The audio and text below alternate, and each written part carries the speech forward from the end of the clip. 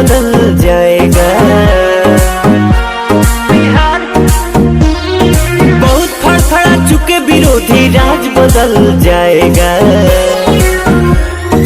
हम किसी के विरोध में नहीं हूँ, मैं बिहार के पक्ष में हूँ। बिहार बदलना चाहिए, मैं ये कह रहा हूँ, चाहे जो बदले। जन सुराज जब आएगा बिहार बदल जाएगा। जन सुराज जब आएगा बिहार बदल जाएगा।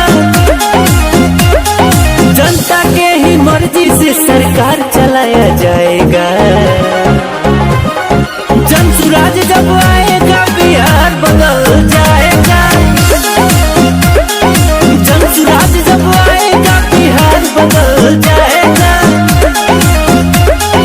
जन सुराज जब आएगा बिहार बिहार बिहार बदल जाएगा।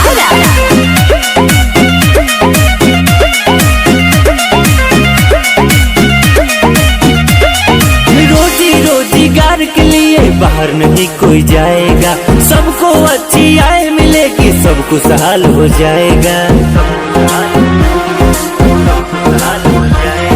रोजी रोजगार के लिए बाहर नहीं कोई जाएगा। सबको अच्छी आय मिलेगी, सब खुशहाल हो जाएगा। नेता के बेटाई नेता चाल बदल जाएगा।